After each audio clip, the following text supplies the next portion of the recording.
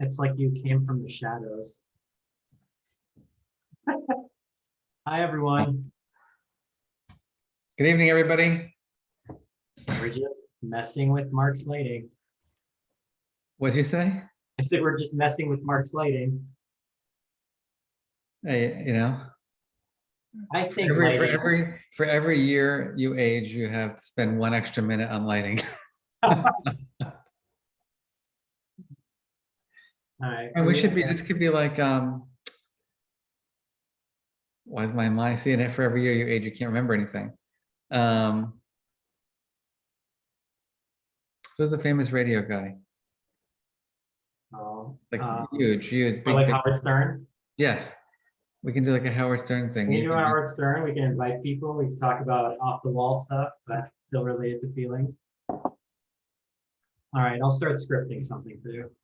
Thank you. All right, you're on Facebook. All right, everybody. So let us know, say hi and tell us where you're coming from. All right, I'm getting on. That's it? It reminds me of Frasier, and I'm Roz. Okay, whatever it takes. You said it, not me, just so you know. She was great. I never watched Frasier though, so I don't even know what you're talking about. I'm more of a Niles. Actually, yes, that's what I wanted to stay on. So I will be uploading chapter 2. I was out last week, apologies, but I will be uploading chapter week 2 and week 3 tomorrow. So I'll get that from Michelle. And we'll make sure that's uploaded. I'll send an email to everyone once it's up, but we should have it up by around 10 a.m. Gosh, welcome Australia, North Carolina, Michigan, Canada. That's where I'm from, Southfield. Lake Tahoe sounds pretty good right now. You're Niles, Ryan, they said. That's David Hyde Pierce. What's that? David Hyde Pierce, Tony Award-winning David Hyde Pierce. Oh. Just played Niles, Frasier's brother. That's the problem is when you're like an academic, you just like, I don't know how to talk about feelings. I have no real world context for anything, but I'm working on it. So my sisters are reading a book. And then my sister-in-law is also reading your book. That's cool. And there you go. Mom and Dad didn't teach us any of this shit. It's like, yeah, it's unfortunate, but all the people on our webinar tonight, on our book club, they're all going to be the next wave of emotion revolutionaries. And Swapnil is on. I just did something with Swapnil. I believe it's you, Swapnil, in India this morning. So very nice to see you again. I just did a recording for something in India this morning.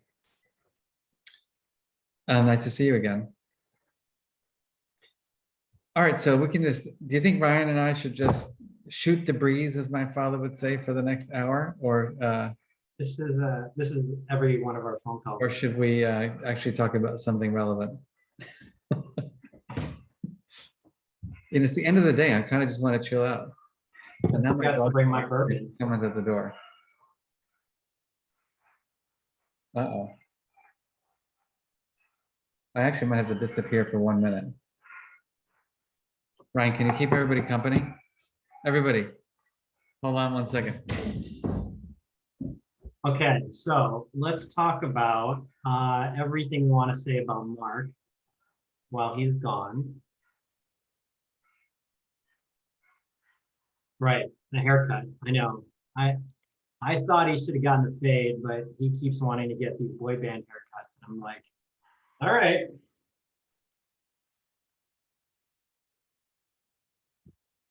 Oh, very kind of you, Kathy.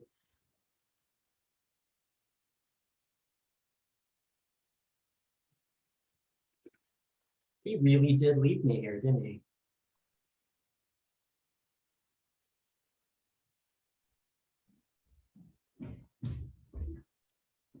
Yes, I am way cooler, better hair.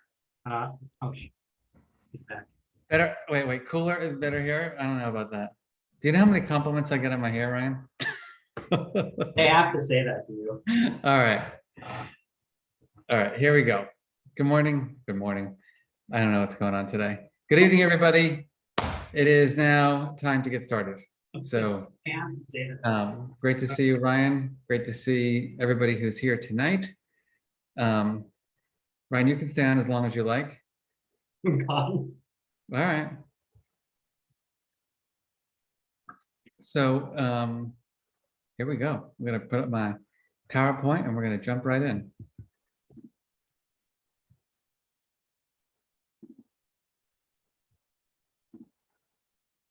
Okay, so can we all just get settled since this is an evening of complete, utter distraction to get our book club started tonight? Maybe we can take a nice long inhale and an exhale. Bring ourselves into the room or whatever room you're in. So let us be still for a moment.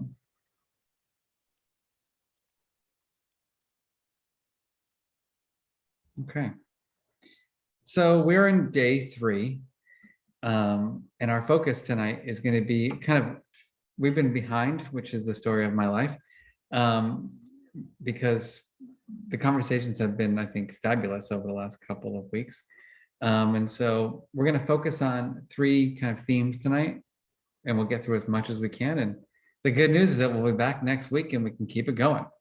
So tonight's focus is going to be, I want to really get into the concept that I feel very strongly about, that I wrote about in my book, which is this idea of what does it mean to be an emotion scientist versus an emotion judge?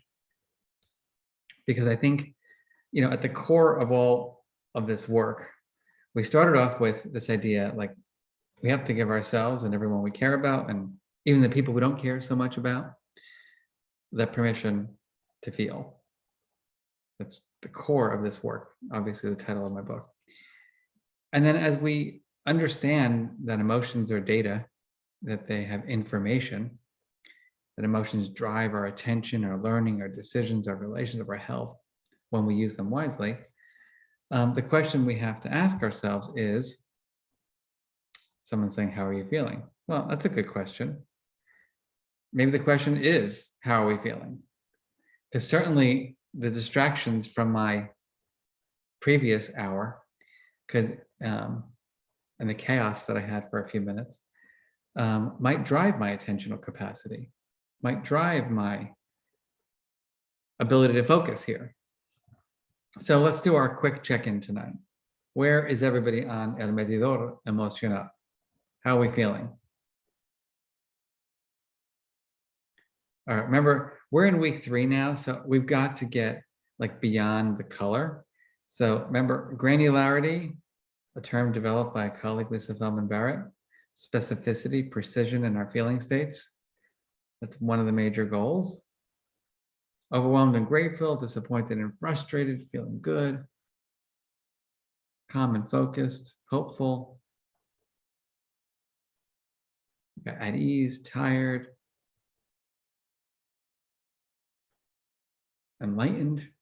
That's a big one. Thank you. Now, I'm not annoyed, just so you know. I may be a little befuddled, but I'm definitely not annoyed. But thank you for being an emotion judge.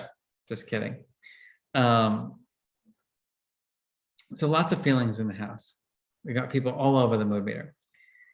And so the question I have for you right now is, what's your strategy? What's going to be your strategy to just get the most out of our time together tonight? ¿Cuál es tu estrategia? We're going to have some listening, breathing, focusing, note-taking.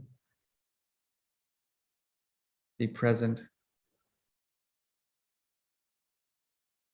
Centering oneself, being open, non-judgmental. Okay, some good strategies. As I said earlier, you know, at the core of permission to feel is this concept of being an emotion scientist and an emotion judge. I know, Ryan, would you mind grabbing that clip for me, that the mood meter on nightly news for a few seconds? Could you just grab that, please. And Yeah, sure. let's just take a moment and think about it. Over the last year and 3 months during this crazy pandemical time,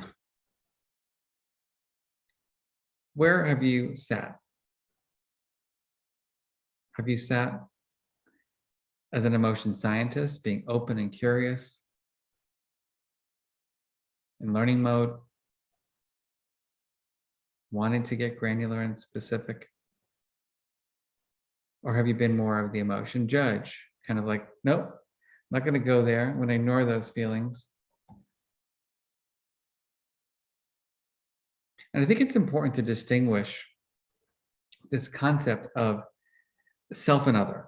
And so what I mean by that is that, we can be emotion scientists or emotion judges with our own lives. I find that, a lot of clinical people, clinical psychologists, social workers, counselors, they're amazingly skilled emotion scientists with all of their patients and their clients, but they're horrific emotion judges with themselves. Can anyone relate to that? Like, we're really great at being the scientist and exploring with everybody else, but like when it comes to ourselves, like today I was a little bit anxious in the afternoon. I was trying to attribute it to the weather, and then I was attributing it to the pandemic, and I was attributing it to being quarantined and isolated. And then I was like, okay, we need to strategize here, Mark, because this is not working. And I started getting judgmental, but you're supposed to be an expert in this space. And so there's the self-other factor here. There's the factor of familiarity. And so like acquaintances and people you work with versus the people you love deeply and live with. Has anyone ever realized that you are more of an emotion judge with the people that you care for the most? Isn't that crazy? Like my partner, it's like, why are you so angry? It's like, wait a minute. If you would have seen me the other night, we were in this argument. I was like, all right, tell me, I need to know. Are you angry, frustrated, overwhelmed, scared, irritated? And it was like, how about taking a chill pill, professor of emotional intelligence? And so what I would like us to think about tonight are the barriers to being an emotion scientist. So let's just all kind of take a deep breath and kind of meditate on that for a moment. What are the barriers to being an emotion scientist? Ryan, you want to join in tonight a little bit and just call out some of the things that we're seeing in the chat? Yeah, you got it. While I take a sip of wine. Insecurity, time, self-protection, stress, old habits for sure. Impatience, fear, defensiveness, lack of introspection, fatigue, all the above. Vulnerability, burnt out, tiredness. Anything jumping out to you? I mean, it's all jumping out to me, right? It's like, yeah, when we're tired, we're just like, our fuses are shorter, for sure. That's a big one for me. I notice myself as soon as I get, like when I'm really tired, sometimes I confuse being tired with being anxious. Yeah. And my brain goes into survival mode as opposed to just like, Mark, go to bed. Lack of patience, lack of self-compassion. Interesting.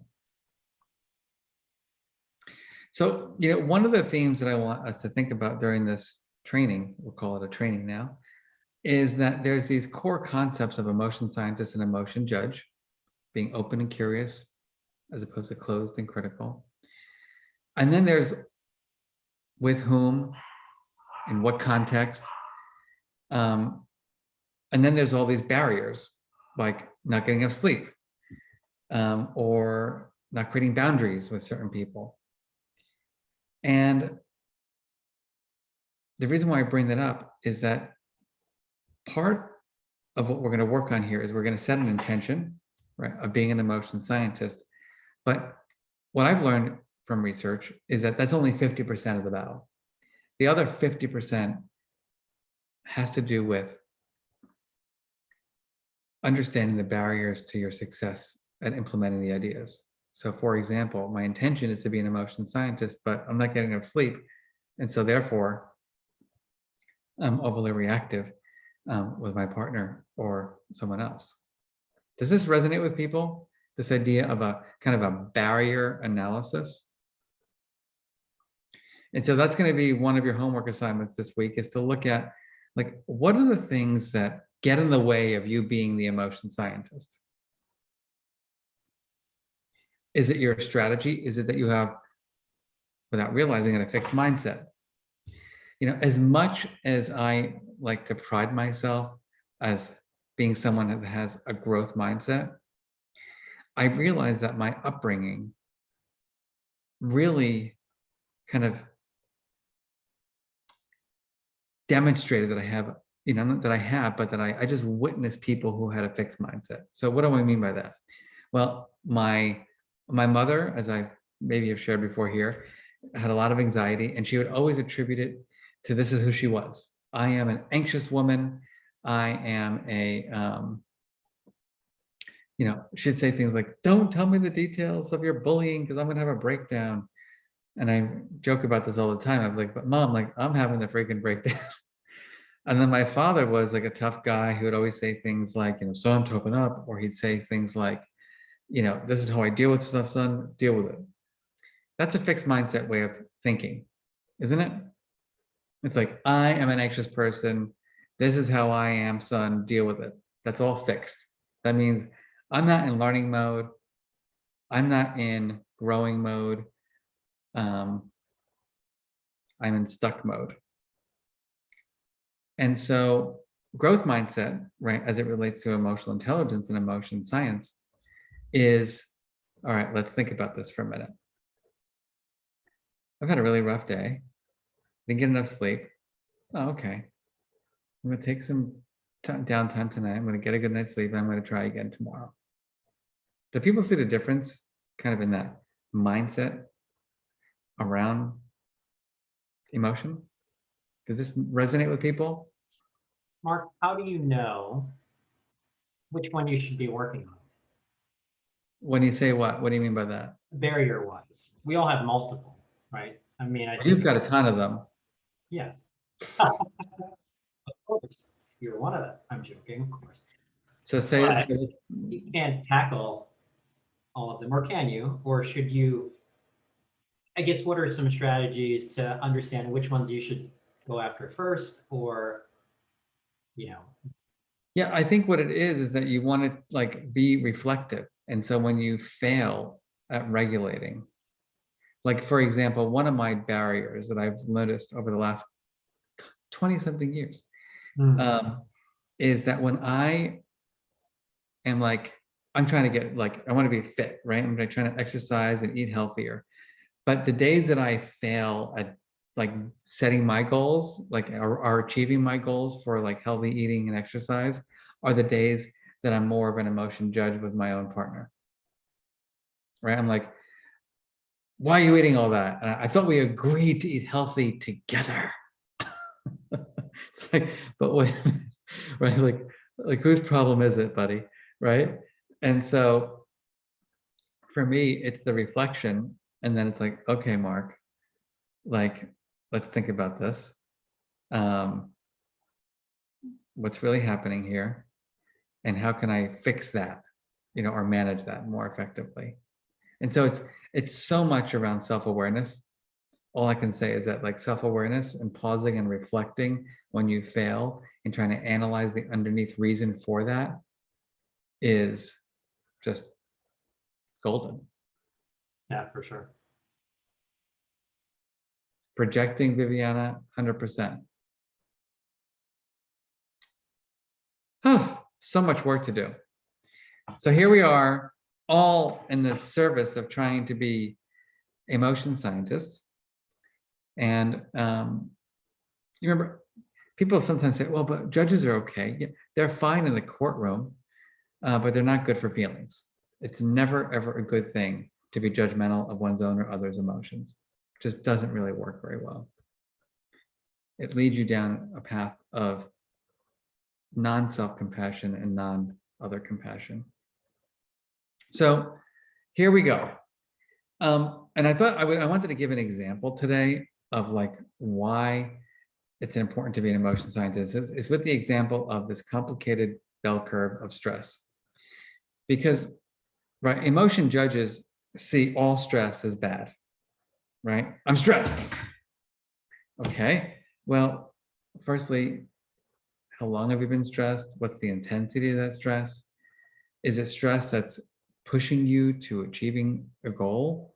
So that stress, for example, like in the martial arts where I've spent a lot of my time, right? It was good to be stressed out a little bit. Like when you're being attacked by 4 people, it's like it makes you aware. It's like, okay, what am I going to do here? How am I going to defend myself? How am I going to use these skills?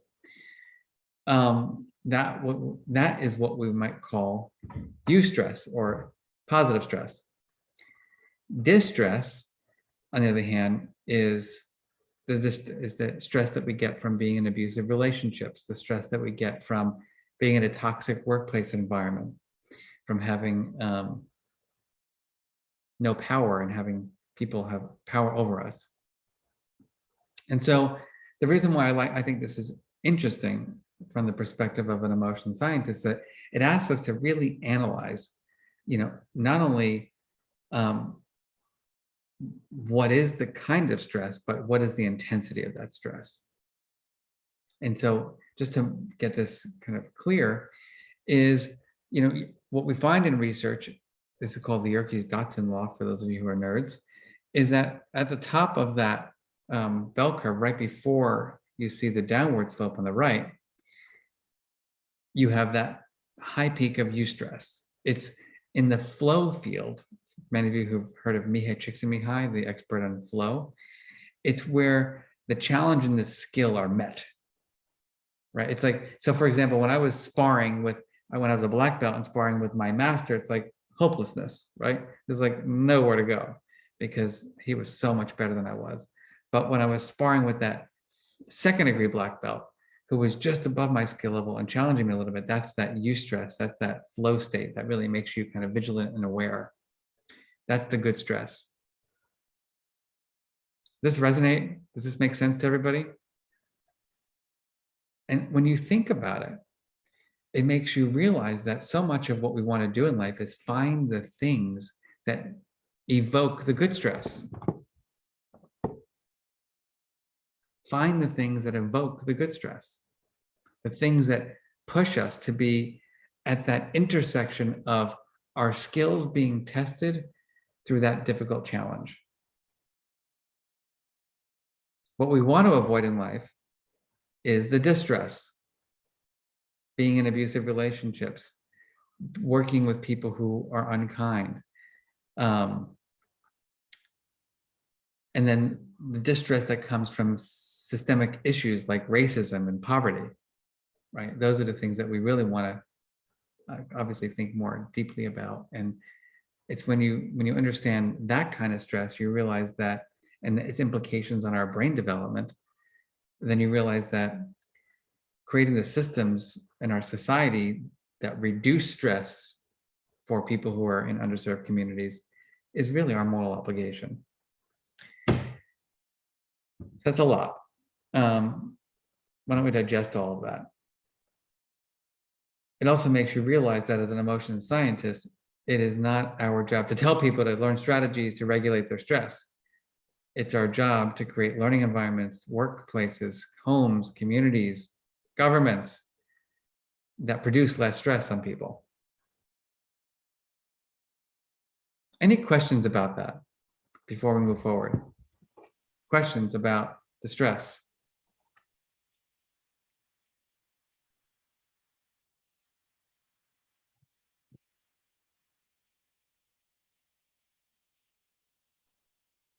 Mark, we have a lot of educators, as you know, you have a big following with educators.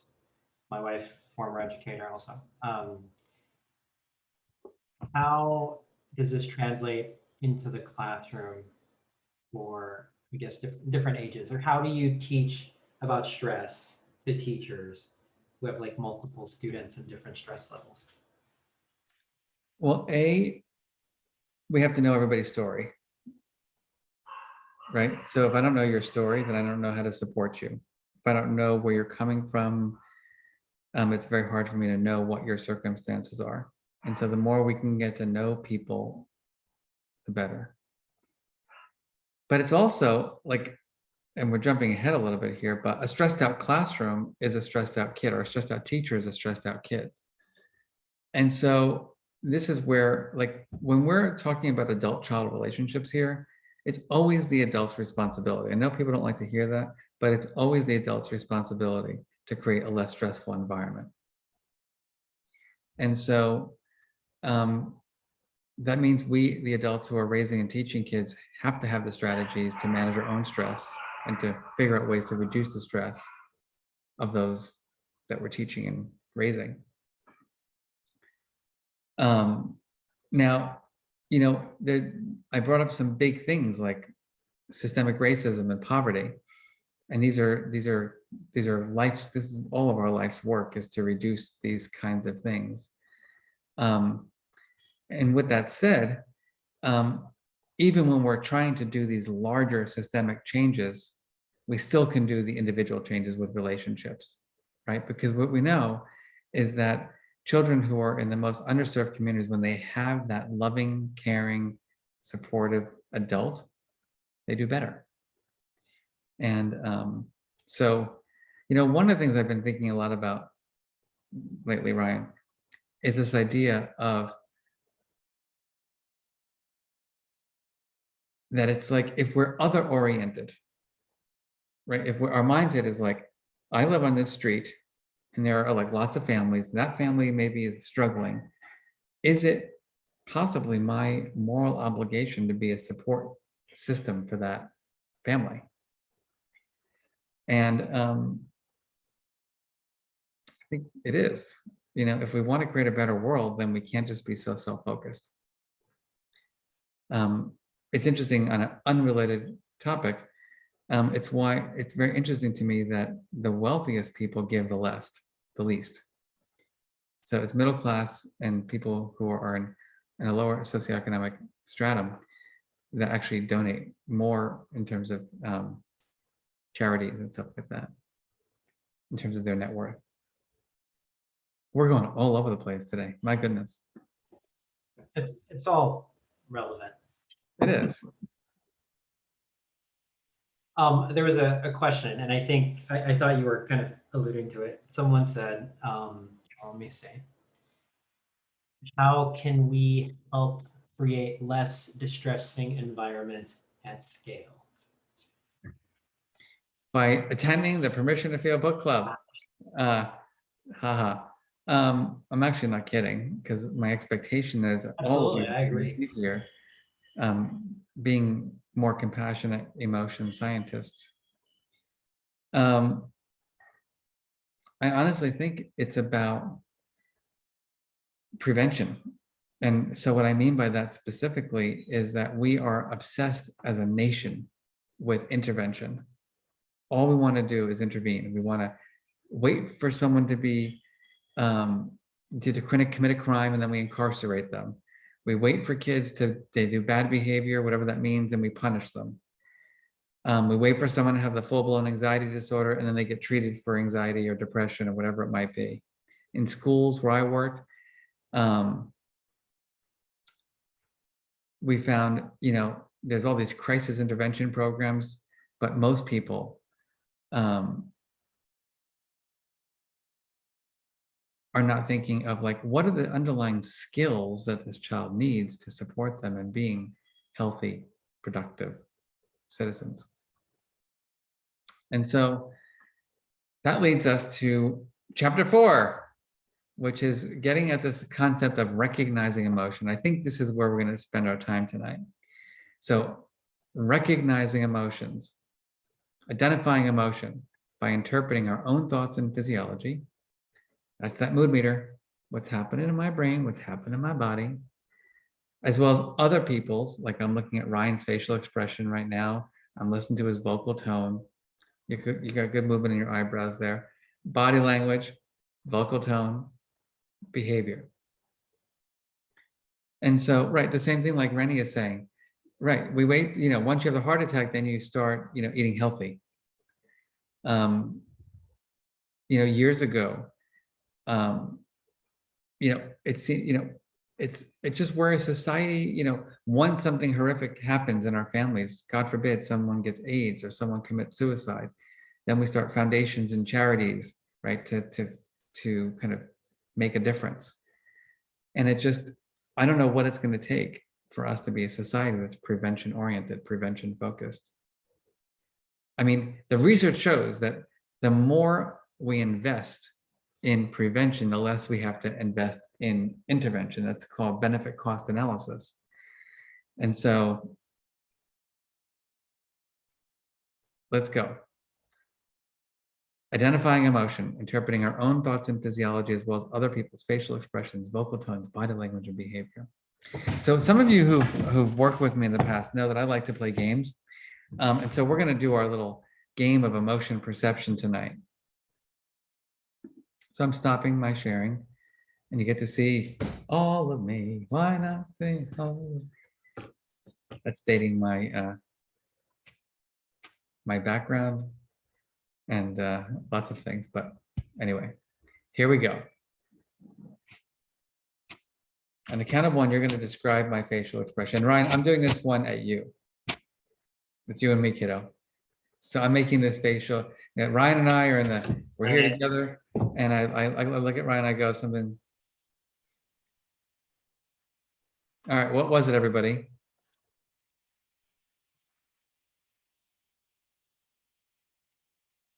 Not interested, satisfied, contempt, meh, interested, cool, humoring him, disappointment, affirmative, annoyed, content, amused, approval. Okay, so I've seen this one after 3 glasses of wine. So we went from pride to meh to wow to smirking to humoring to contempt to disgust to acknowledging.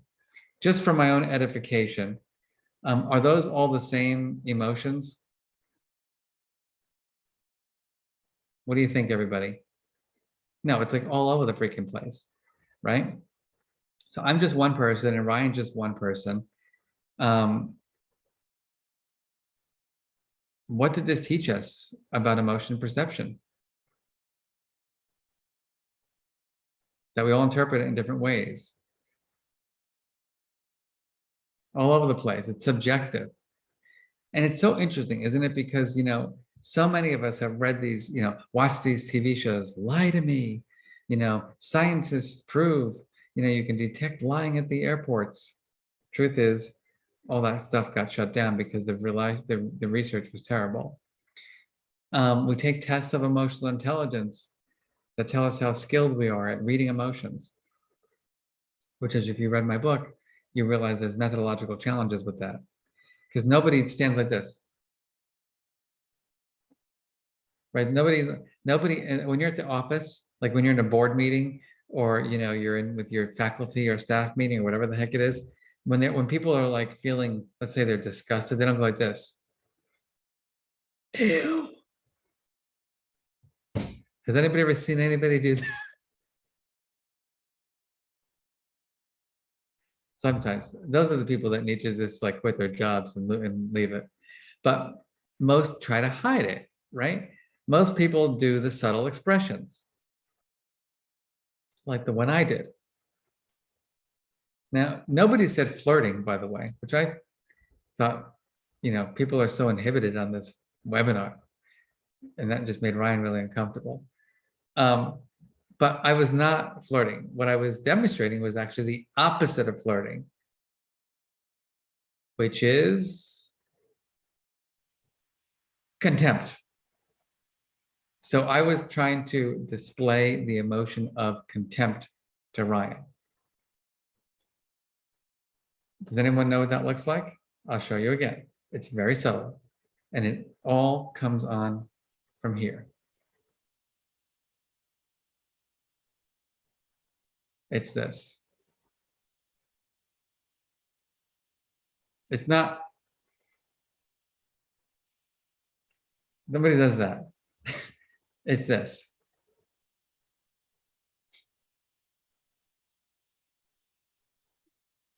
I don't know if Ryan got it. Now it's too late for me to ask him.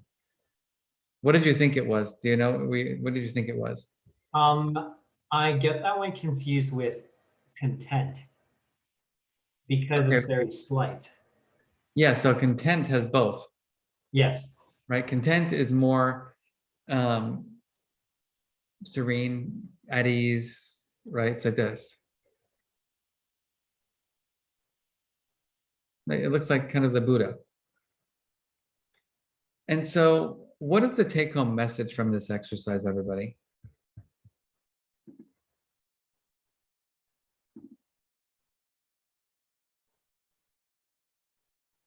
Cues are subtle. Don't judge. Pay more attention. Easy to miss cues. It's hard to interpret. It's relative. Don't assume. Look for cues. Yeah, really good stuff. This is one of my favorite. I don't think we're really paying attention to this very much. This is a cute cartoon I found. There's a family in therapy. Do you ever communicate as a family by just speaking? And you see everybody's texting each other on their phones. I mean, has anyone ever seen that at a restaurant? Like, you know, when we were in pre-COVID times at a restaurant, like a family would be out and no one would actually be looking at each other. Like nobody's even practicing the skill anymore. And so what I want to wrap up our time with today on are some really, really core elements of this idea of emotion perception. So people see different things in the same expression. All of you that just happened. So I'm at work and I'm walking by Ryan, I go, and he thinks I'm content, which means I'm in a good mood. Someone else thinks I'm pissed. Someone else thinks I'm bored. And why does this matter? Why do we want to be accurate? Why does that matter? This is for everybody to answer, by the way. Why do we care? Why do we want to be accurate? Connection. To have the right response, right? To validate, to communicate. Peace. Because think about the stories that we make up in our heads. I mean, just imagine this. So I walk by Ryan and I'm trying to be, let's say, calm or content, as he was saying, but I'm really showing contempt. Or I'm sorry, but he reads me as being contemptuous. He's making up a whole story. Mark's a jerk. I can't take it anymore. Who does Mark think he is? He's so arrogant. He's so dismissive. He's disrespectful.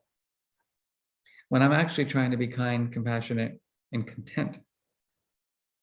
So how many of us start making up stories based on the expressions that we see without ever confirming how the person that we're judging is actually feeling? It's a huge issue, huge issue. Second, do we project? Someone said that. Are we projecting emotions? Are we attributing emotions? So when we're in a bad mood, we tend to like, what's wrong? Well, nothing, right? That's projection. You're taking your feelings and you are basically attributing them to other people. It would be ridiculous for me not to share that there are many biases associated with this skill of emotion perception. One major bias is our own race bias. So, for example, we know that people of the majority, which are white people here in the United States, where I'm from, they're more accurate at reading the emotions of people who have the same skin tone and the same kind of facial features. They are less skilled at reading the emotions of people from other backgrounds, whether it be Black, Asian, and the list goes on. And so that's an important thing to understand, that we have an own race bias. On top of that, oftentimes we activate stereotypes, right? And so think about the stereotypes that we create around different people based on their race, based on their gender identity, based on their sexual orientation. And we also use that information to make our judgments about how people are feeling. So what's the antidote to that, by the way? ¿Cuál es? I don't know how to say antidote in Spanish. What's the antidote? Compassion, communication, openness, curiosity, asking. Asking is a big thing, but sometimes you don't have time to ask, right? Awareness.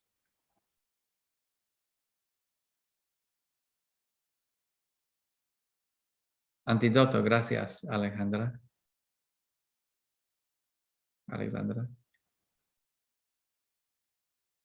Yeah, all these great ideas. Confront your stereotypes, pause, listen more, talk less. I have to say, listening more and talking less is probably something we can all do more of. Does that resonate with people? Be the acute observer. The other problem is that we have confirmation biases. We always want to be right. We always want to be right. Familiarity matters. For those of us who have been in long-term relationships, I've been with my partner for 26 years now. That was not really a good, cool thing to do, was it? Anyway, we're in a good relationship. But the truth is that I can pick up on facial expressions from a mile away, because I've had millions of instances of observing his facial expressions. And so it just makes, and I've been able to make the connection between antecedent, or what I say that's offensive, facial expression and behavior. So do you see what I'm saying? Like when you have instances of cause, outcome, facial expression, you start programming and having that ability to be more accurate. Context matters, right? For example, home, work, school, how much you know your students if you're a teacher.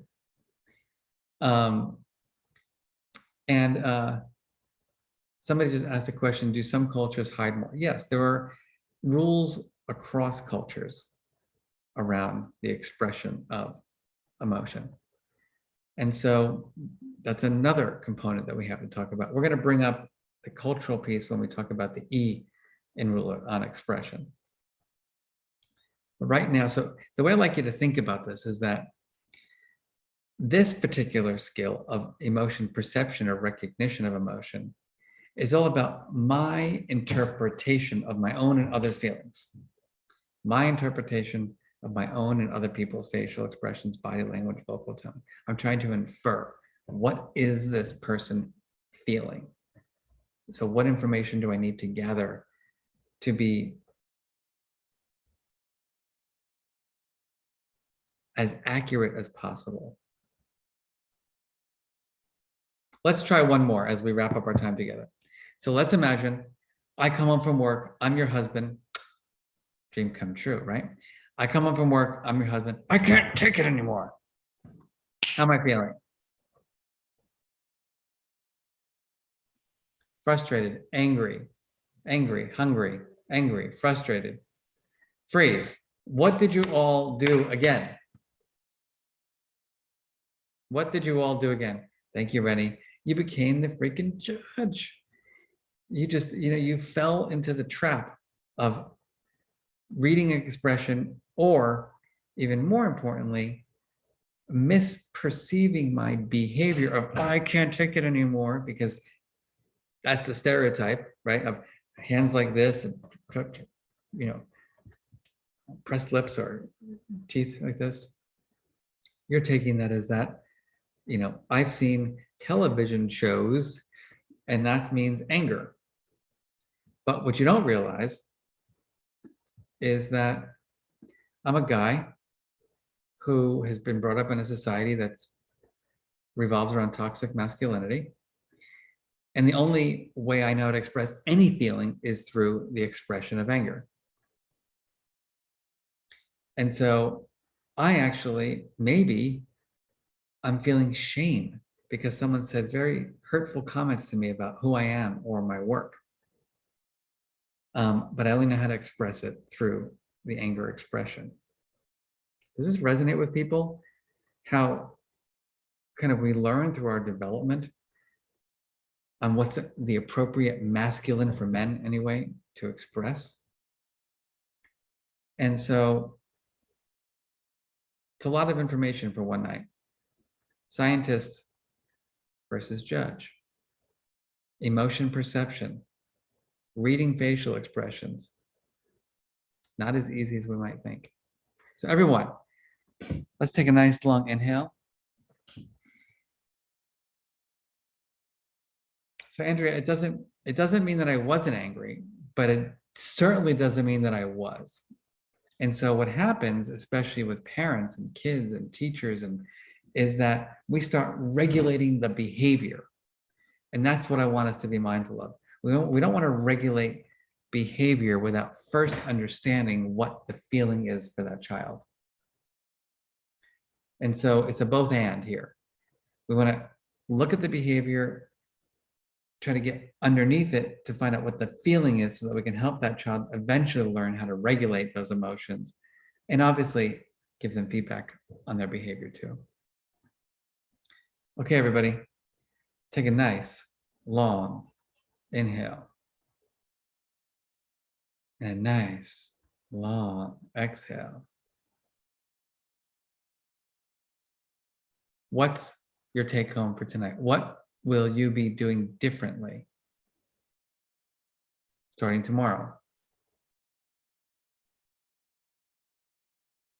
Empezando mañana. What are you going to do differently? What's your commitment?